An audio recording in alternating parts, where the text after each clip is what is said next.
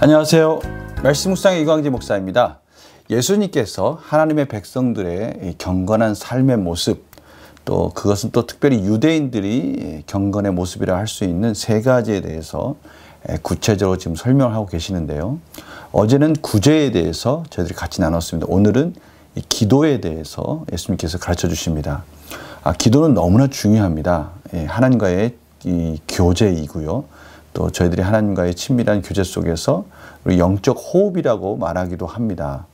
이 영적 호흡을 저희들이 잘 숨을 쉬어야 또 저희들 영적 생활 속에, 삶 속에 또 하나님의 뜻 가운데 순종할 수 있는 능력도, 은혜도 공급받을 수 있는 아주 중요한 이 도구가 이 기도이기 때문에 오늘 예수님께서 말씀하시는 이 기도에 대해서 저희들이 짧은 시간이지만 중요한 부분을 또 간단히 나누는 시간을 갖도록 하겠습니다.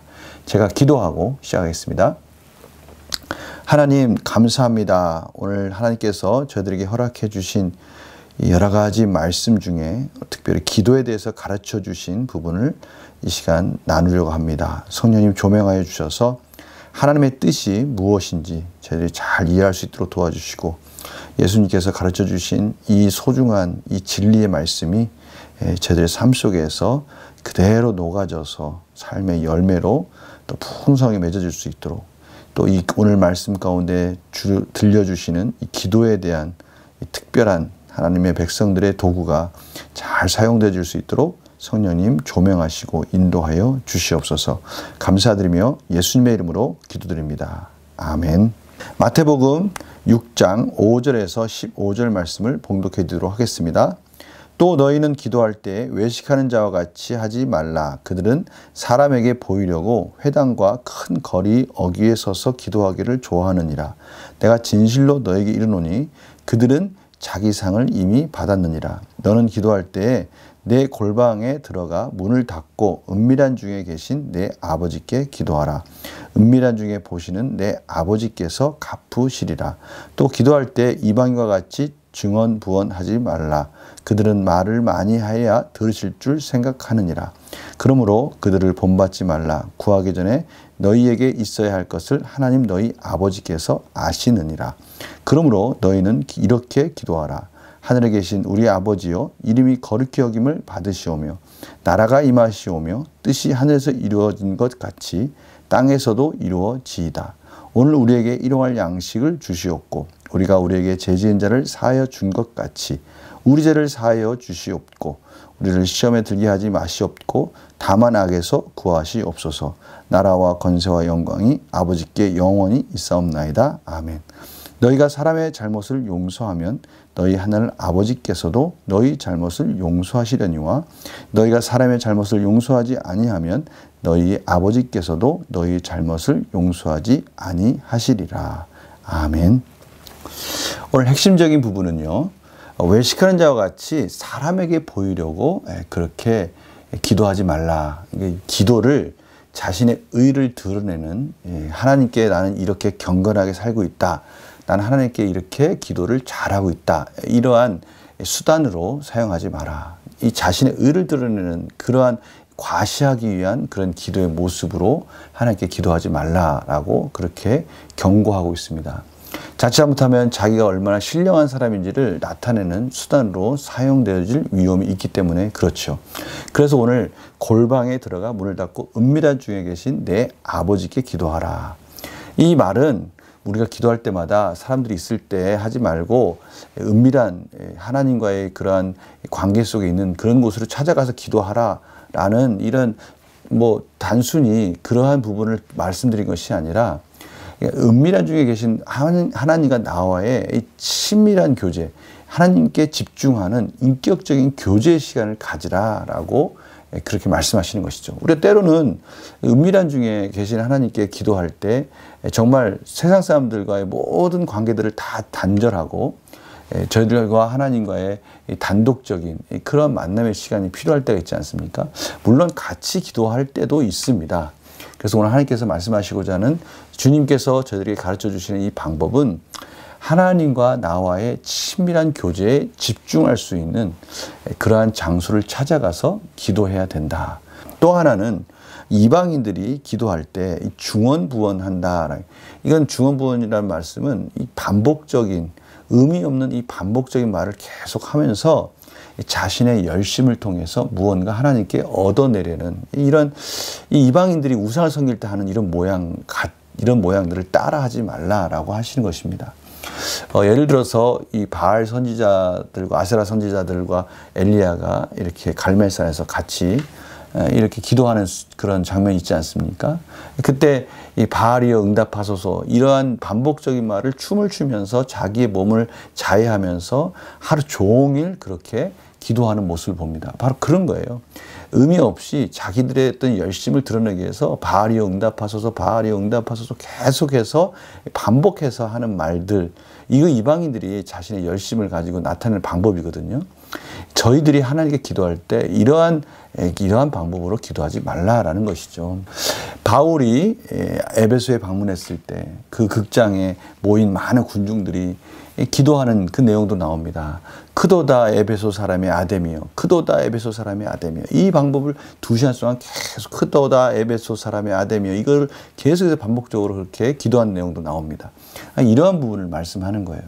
저들 가운데 저들도 모르게 기도의 그런 깊은 마음과 또 내용들을 구체적으로 하나님과의 그런 관계 속에서 아뢰는 것이 아니라 반복적인 말을 계속 함으로 인해서 마치 자기 감정적인 부분을 신비한 어떠한 도구로 사용하려고 그렇게 반복적인 말을 중언부언하는 이런 것들은 이방인들이 하는 그런 기도의 모양이니 그런 거 따라하지 말라라고 지금 예수님께서 가르쳐주고 계십니다.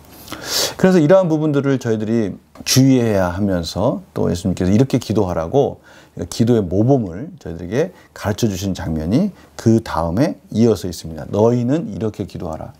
여기서 정말 강조되는 방점을 찍는 부분이 이 헬라어 문법에 나오는데 바로 너희는이면 너희에다가 방점을 딱 찍습니다. 강조하는 강조가 들어가 있어요. 이 말씀 무슨 뜻입니까? 이방인들은 이렇게 기도하는데 너희는, 다시 말하면 하나님의 자녀, 너희는 그렇게 기도하지 말고 내가 가르쳐준 이 방법대로 기도해야 된다라고 그렇게 말씀하고 계십니다. 몇 가지가 계속 나오는데 이걸 지금 다 시간이 없어서 다 말씀드릴 수는 없지만 중요한 핵심 뭡니까? 첫 번째는 하늘에 계신 우리 아버지요. 아버지. 위에도 나오는 부분이 있지만 우리의 아버지 되신 하나님, 우리의 모든 상황과 우리의 기도 제목들을 다 알고 계시는 우리 아버지, 그 아버지를 향해서 저희들이 기도한다는 것을 잊지 말아야 된다는 것입니다. 또 하나는 이 아버지가 우리의 기도 제목을 다 알고 계시고 우리가 어떻게 무엇 때문에 힘들어하는 것을 다 알고 계시는데 중요한 것은 이러한 다 알고 계시는 그 하나님 앞에 우리가 간구해야 될 첫 번째는 하나님, 내 욕심이 아니라 하나님의 나라가 임하기를 원합니다. 아버지의 이름이 거룩히 여김을 받기를 원하고요. 하나님 나라가 임하기를 원합니다. 하나님의 이름이 저의 삶 속에 저 때문에 더럽혀지는 것이 아니라 저의 삶 속에 오직 하나님의 이름이 높여지고 하나님 나라가 임하기를 원합니다. 이 기도 제목이 꼭 들어가야 된다는 것이죠. 또 중요한 기도 제목이 하나 있다면 일용할 양식을 주시옵고 라는 기도 제목입니다.